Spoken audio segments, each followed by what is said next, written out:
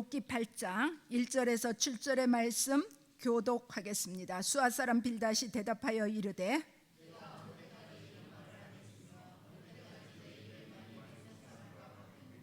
하나님이 어찌 정의를 굳게 하시겠으며 전능하신 이가 어찌 공의를 굳게 하시겠는가?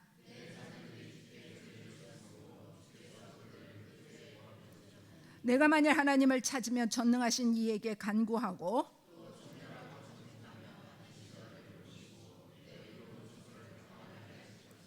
같이 보십니다. 내 시작은 미약하였으나 내 나중은 쉼이 장대하리라. 아멘. 요즘 우리가 욥기서의 말씀을 묵상하고 있잖아요. 그리고 욥기서의 말씀을 여러분들이 열심히 읽을 것입니다. 고난을 통과하는 자들이 욥기서의 말씀을 가지고 위로받았다고 새 힘을 얻었다고 이렇게 이야기하는 분들을 이전에 이제 들은 적이 있습니다. 그런데 저는 오랜 시간 동안요 이 욥기서의 말씀이 그렇게 은혜가 되지 않더라고요. 그리고 이 욥기서의 말씀이 어렵더라고요. 쉽지 않았어요. 욥기는 욥이라는 사람이 하나님에 대한 분명한 신앙 고백, 하나님은 살아계신다, 하나님은 공의로우신 분이다 라는 분명한 신앙 고백을 가지고 그의 삶이 완전히 무너짐에도 불구하고 그 하나님을 향해서 요동하지 않는 믿음을 내어 보이고 마침내 승리한다라는 내용입니다. 우리가 정말 하나님 앞에서 내가 하나님의 자녀라는 분명한 정체성, 하나님이 나의 주 나의 하나님이라는 고백이 있으면 내 환난의 풍파로 인해서 엄청난 풍랑이 인달지라도 그 풍랑에 요동하지도 않고 흔들리지도 않고 딱 굳게 서서 마침내 주님을 그 배움는 그날에 어떠한 세상의 풍랑도 나를 흔들지 못하며 도리어 풍랑이 내 삶의 디딤돌이 되었습니다라고 고백하게 되어질 때에 우리는 비로소 욥 같은 사람이 되어지고 욥의 신앙을 우리도 이제 본받으며 이제 닮아가는 자 될 것입니다. 오늘 본문의 말씀은 이러합니다. 욥이 말할 수 없는 재앙을 당했어요. 여러분들이 아는 욥의 재앙 가운데 어떤 것이 욥을 힘들게 할까요? 모든 재산을 다 잃어버렸습니다. 종들도 대적들로부터 침략을 받고 죽었습니다. 자식도 죽었어요. 아내는 욥을 향해서 저주하게 됩니다. 그리고 욥의 몸에는 얼마나 고통스러운지 그 욥의 몸에 난 종기로 인해서 그 종기가 발바닥에서부터 머리끝까지 종기가 나게 되고 그 종기의 괴로움으로 인해서 기와 조각으로 그 피부를 긁을 만큼 힘들었습니다.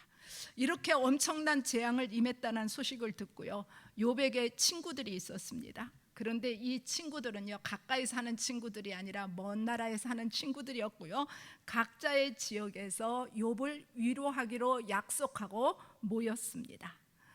그래서 이들이 오는데 눈을 들어보니까 분명히 욥인 것 같기는 한데요 욥인 줄 알아보기 어려운 상황이 되어질 만큼 처참했습니다.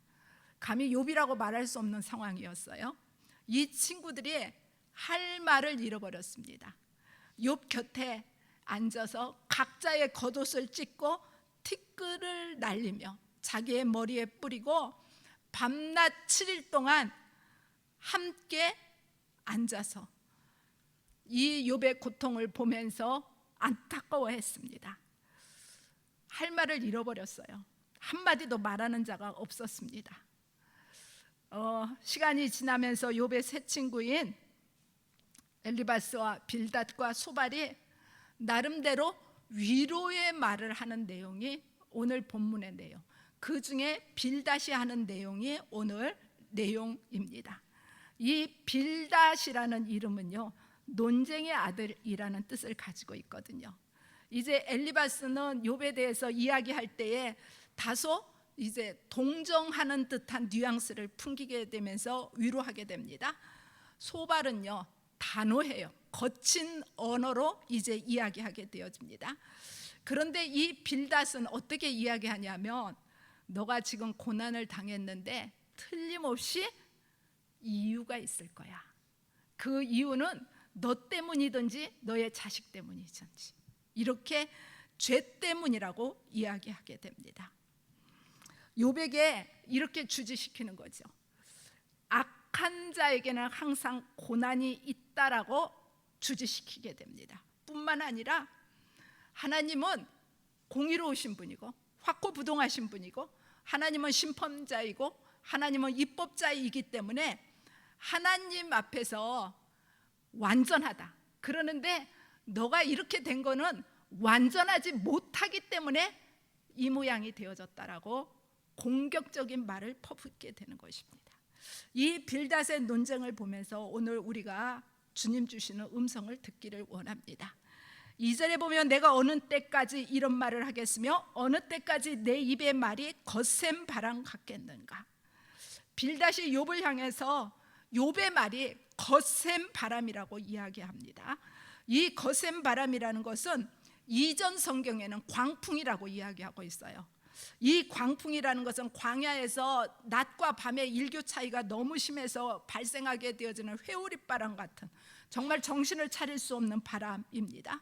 빌닷이 욥을 향해서 광풍이라고 이야기한 것은 너의 인생에 지금 강한 회오리바람이 너의 삶의 터전과 너의 농작물에 피해를 입힌 것처럼 그 욥의 말이 너 스스로를 무너뜨리고 있다, 파괴시키고 있다라고 이야기하는 것입니다.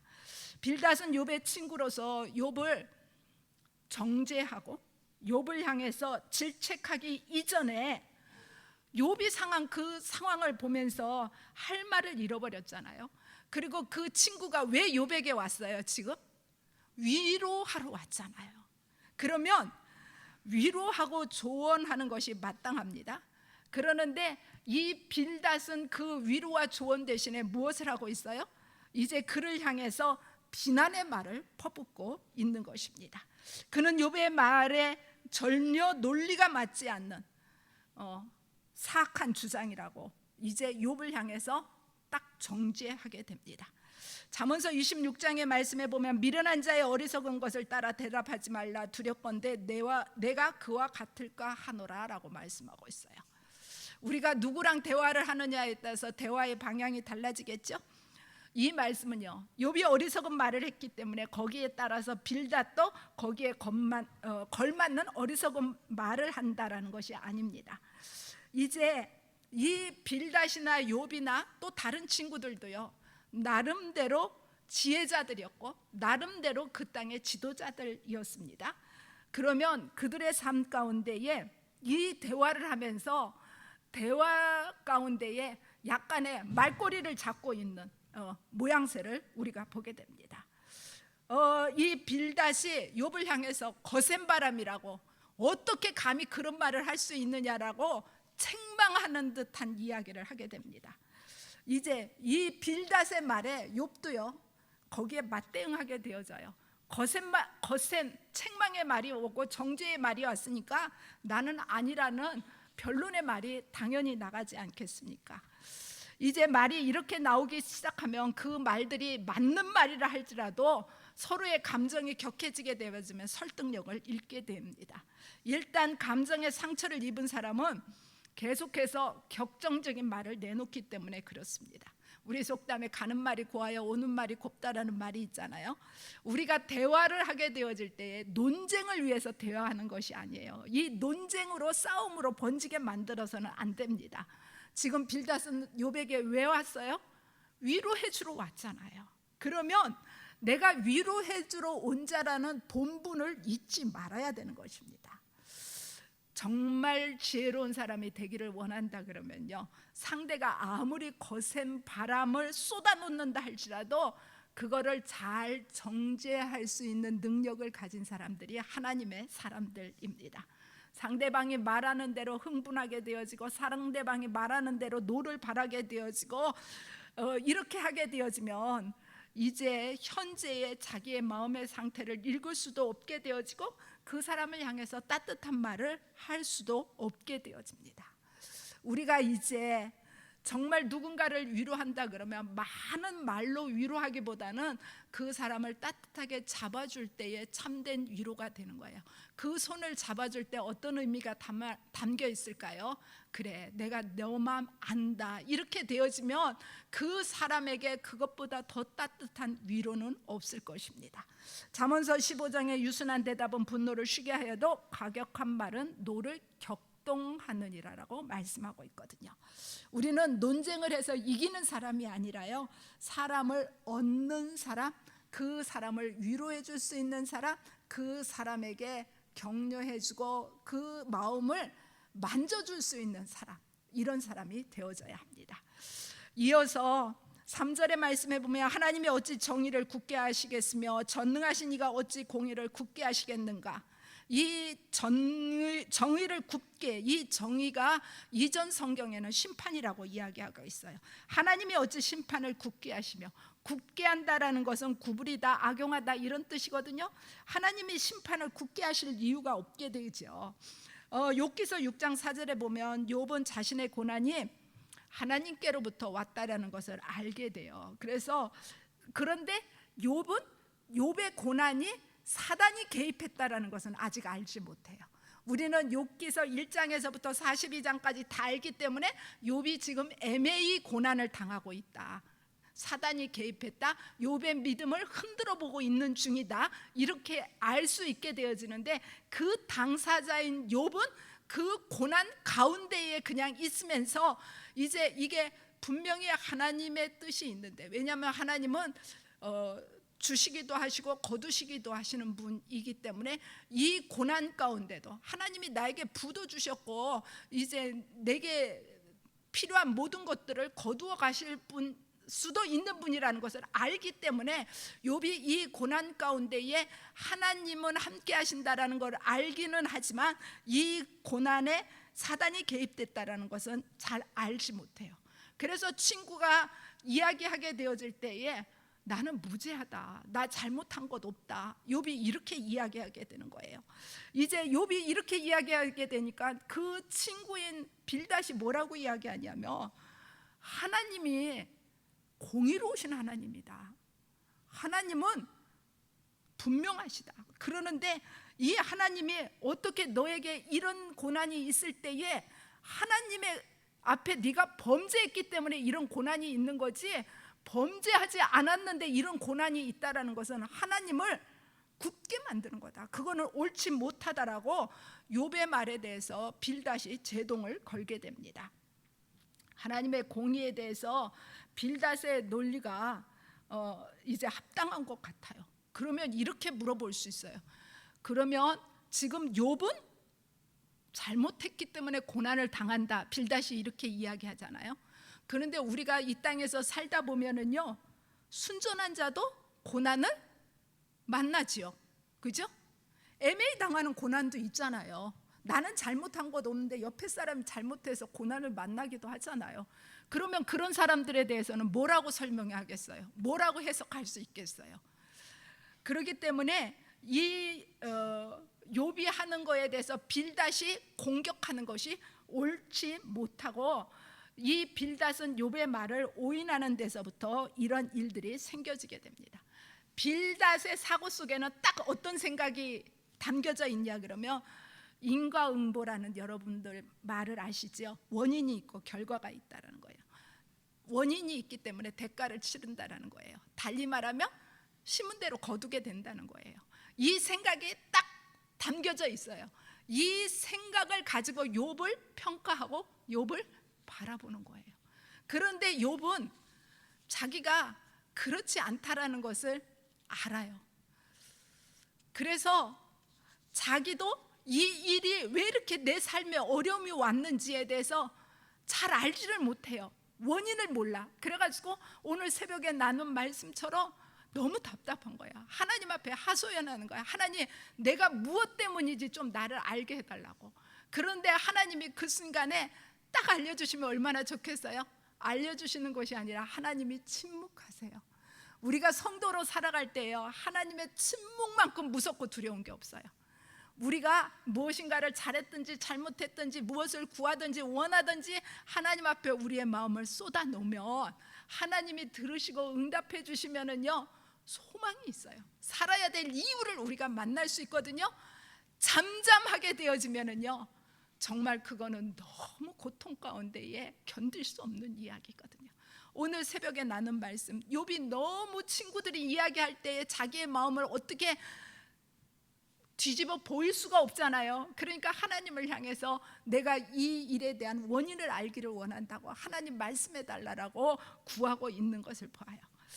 우리가 분명한 것은 하나님의 심판은 정확하게 되잖아요. 하나님의 심판은 조금도 오류라는 게 없어요. 세상의 심판은 오류가 있어요. 그래서 세상의 재판장들은요 공부 많이 해요. 연수원도 거치게 되어지고 많은 논문을 보기도 하게 되어지고, 그래도 오류가 생겨서 세상의 심판은 1심도 있고 2심도 있고 3심도 있고 뭐 이렇게 거치잖아요. 그럼에도 불구하고 애매히 고난당하는 사람도 있고 대신 죄를 짊어지는 사람도 있고, 그래서 인간이 재판장이 된다라는 것은 자유롭지 못해요. 한계가 있습니다. 그렇기 때문에 인간은 공의롭지도 않고, 인간은 상대방의 은밀하게 행한 일들, 마음속에 있는 모든 것들 다 알 수도 없고 살필 수도 없게 되어져요. 빌닷은 말 그 자체로는 잘못된 게 없어요, 빌닷의 말에.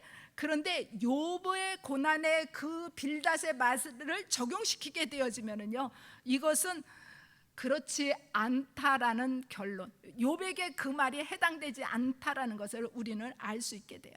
왜냐하면 이 말을 적용시키게 되어질 때에 하나님의 공의가 실종된 것처럼 보이게 되어져요. 의인이 고난받는 것에 대해서 우리가 어떻게 해석해야 될지 알지 못하게 되어져요.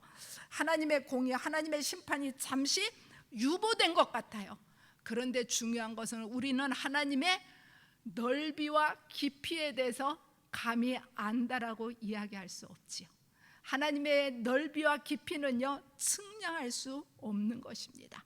하나님은 유일무이한 재판장이고요 완전히 공의를 행하시는 분이거든요. 고린도후서 5장 10절에 보면 이는 우리가 다 반드시 그리스도의 심판대 앞에 나타나게 되어 각각 선악간에 그 몸에 행한 것을 따라 받으려 함이라고 말씀하고 있어요. 우리가 이 땅에서 살아가는 일 가운데에 빌닷이 얘기하는 것처럼 모든 원인이 있으니까 결과가 있다라는 말에 해당되지 않을 때도 있어요. 해당될 때도 있지만, 그래서 우리가 누군가를 위로할 때에 섣불리 위로할 수 없어요. 섣불리 이야기할 수 없어요. 상대방을 향해서 정죄하는 것도 굉장히 어리석은 일들이에요. 그래서 우리는 심판장은 하나님 한 분이다. 우리는 누구를 만나든지 있는 모습 그대로 받아주고 있는 그 모습 그대로 들어주고 인정해 주는 것만이 우리가 할 수 있는 일들입니다. 이렇게 하나님을 5절과 6절의 말씀에 보면 너가 하나님을 찾게 되어지면, 간구하게 되어지면 하나님이 너에게 의로운 처소를 주실 것이라고 이야기합니다. 우리가 빌닷의 말에 동의하게 되어져요. 하나님의 자녀로서 하나님의 자녀로서의 자리를 끝까지 지켜내게 되어지면 반드시 하나님의 은혜가 그의 삶 가운데 부어지게 되거든요. 우리가 이 땅에서 하나님 앞에 회개하고 돌아오는 자, 이제 빌닷이 그렇게 이야기하는 거예요. 너는 지금 너가 죄가 없다고 하지만 너가 그렇게 말하는 것도 교만이다. 지금이라도 회개하고 돌아오게 되면 하나님이 너에게 의로운 처소에서 평안을 주실 것이다. 너를 도와주실 것이다. 너와 함께 해주실 것이라고 이야기하게 되는 것입니다. 빌닷이 말하는 진정한 회개라는 것은 무엇일까요? 하나님을 부지런히 구하고 찾으라는 거예요. 그리고 그 잘못한 것에 대해서 너가 성결하게 되어지고 회개하고 나와서 용서를 구하라고 이야기하는 것이 빌닷의 말입니다. 그런데 7절의 말씀에 보면 하나님을 경외하는 자의 시작은 미약해도 나중은 창대하게 되리라고 빌닷이 이야기하죠. 이 말씀은 우리가 잘 아는 말씀이에요. 이 말씀 자체, 요 7절만 딱 떼어서 보게 되어지면은요 의로운 말씀이기도 하고 소망의 말씀이기도 해요. 시작은 미약했지만 나중은 창대해질 거라는 말씀. 이제 듣는 이에게 위로가 되어지고 이전에 이제 가정들마다 이 성경 구절이 많이들 걸려 있었습니다. 그러는데 이 말씀의 앞과 뒤를 보게 되면 그렇게 은혜로운 말씀은 아니라는 사실이에요. 지금 욥이 하나님의 이제 허락하는 상황 가운데 사단으로 인해서 그가 엄청난 고난을 당하고 있잖아요. 그런데 너가 이제 빌닷이 이야기하기를 회개하고 돌아오면 하나님이 너에게 평안을 주실 것이다. 네가 지금 이렇게 초라하지만 네 나중은 창대해질 것이다. 이렇게 위로하고 있는 것입니다. 이제 하나님을 경외하는 자가 나중에 창대해진다라는 것은 우리 모두 다 아는 말씀들이잖아요. 그 말씀에 해당되어지는 사람이 아브라함이에요. 아브라함이 참으로 미약한 사람이었어요. 갈대아 우르에서 그 아버지의 집에 거하게 되어질 때에 그 아버지가 무엇을 했냐면 우상을 만드는 우상 장사였어요. 우상을 깎아서 조각해서 만드는. 이제 그런데 그곳에서 갈대아 우르에서 부름 받아 가지고 이제 가나안 땅으로 오게 될 때 그가 아무것도 가진 것이 없었어요. 그 아무것도 기업도 없었습니다. 100세가 될 때까지 자식도 없었어요. 그런데 하나님은 그에게 번성을 약속해 주셨고요, 자녀들은 하늘의 별과 같이 많게 해주신다고 약속해 주셨는데 때가 이르렀을 때에 그 말씀대로 그의 삶 가운데에 놀라운 은혜를 누리게 되잖아요. 이스라엘 자손들이 애굽으로 내려갈 때에 야곱의 가족들이 70명쯤 내려갔는데 그 땅에서 430년이 지나고 나서 엄청난 장정만 60만 명이 그 땅에서 나오게 됩니다. 예수님의 제자는 12명이었어요. 예수님이 부활하시고 승천하시고 그 12명의 제자들에게 사명을 주셨을 때에 그 12명의 제자로 시작되어지는 초대교회가 셀 수 없이 헤아릴 수 없이 이제 많아졌다라는 것을 우리가 알 수 있게 되잖아요. 예수님도 겨자씨 비유에서 뭐라고 말씀하세요? 겨자씨가 지극히 작은 씨앗이되 그것이 심기어지게 되면은요 새들이 깃들일 만한 나무가 된다고 말씀하고 있습니다. 누룩도 그래요. 누룩이 조금이지만 가루 서말을 부풀게 할 수 있다라고 말씀하고 있거든요. 이제 분명한 것은 하나님을 경외하게 되고 하나님을 믿고 끝까지 신뢰하게 되어지면은요 요동하지 않게 되어지면 하나님은 그 시작은 미약하지만 나중은 힘이 창대하게 됩니다. 하나님 앞에서 거저가 없다는 거 우리가 잘 알죠. 하나님 앞에서는 반드시 심고 거둠의 법칙이 있게 됩니다. 우리가 하나님을 경외하는 것 창대한 미래를 위한 투자이기도 하지 않겠습니까? 만물의 주인이시나 하나님을 경외하는 자 하나님이 결코 초라하게 만들지 않아요. 미약한 존재로 남겨두지 않으십니다. 시편 34편 9절에서 너희 성도들아 여호와를 경외하라. 그를 경외하는 자에게는 부족함이 없도다라고 말씀합니다. 사랑하는 여러분, 오늘 본문의 빌닷의 말을 욥의 상황 속에 대입하는 것은 출발부터 욥의 상황 가운데에 적용시킬 수 없는 말들이었습니다. 욥은 좀 특수한 상황이었고 하나님의 사람으로서 그가 훈련받는 과정일 뿐이었습니다. 그런데 빌닷이 하는 말이나 욥이 하는 말 어느 말이든지 버릴 수 없는 소중한 하나님의 말씀들이에요. 그래서 우리가 알고 있는 내가 알고 있는 은혜의 말씀들, 은혜의 찬양들, 은혜의 간증들 모든 것들을 보편화시키고 일반화시킨다는 것은 어려움이 있어요. 우리 모두는요 하나님과 나와의 1대1의 관계 속에서 나만 누리는 나만 하나님으로부터 받은 사랑을 간직하면서 살아가는 자들이거든요. 그래서 하나님의 말씀을 붙들고 요동하지 않는 우리 모두가 되기를 원합니다. 오늘 말씀에서 빌닷은 욥을 향해서 거센 바람과 같은 말을 한다라고 책망하게 되어지고 이 책망에 대해서 욥은 또 빌닷을 향해서 거센 바람과 같은 말을 쏟아놓게 되어집니다. 그런데 분명히 기억해야 될 것은 사람이 사람을 판단하고 정죄할 수 없어요. 하나님만이 재판장이시고요, 하나님은 공의로우신 재판장이시고 정확무오한 재판장이십니다. 이 빌닷의 말을 들으면서 우리는 의인도 고난을 만날 수 있다. 그렇지만 하나님은 그 나중을 심히 창대케 하신다라는 장면을 우리가 만나게 됩니다. 우리가 이 땅에서 누군가를 위로하고 또 누군가로부터 위로를 받고 사는 자들입니다. 이제 우리가 고난 당한 자들에 대해서 말로 그를 위로하려고 하는 것이 아니라 내 삶의 눈빛으로, 내 삶의 손짓으로, 내 따뜻한 말로 상대방을 위로하면서 그를 잡아줄 때에 참된 위로를 만나지 않겠습니까? 오늘 빌닷의 이 욥을 향한 변론의 이야기들을 우리가 들으면서 이 말씀이 우리에게 교훈이 되어져서 우리의 삶의 자리 가운데에 이 땅에서 정말 하나님의 자녀로서 성숙한 믿음을 가지고 누구든지 품을 수 있는 넉넉하고 큰 그릇들이 되기를 주님의 이름으로 축복합니다. 기도하겠습니다. 참 좋으신 하나님, 저희들을 사랑하시는 하나님, 저희들과 함께 하시는 하나님, 빌닷도 욥을 위로하고 싶었지만 욥의 삶에 전혀 위로가 되지 않는 말들을 쏟아놓게 됩니다. 욥도 내가 왜 고난을 당하지 알지 못하는 이 상황 가운데 하나님의 은혜를 구하고 있습니다.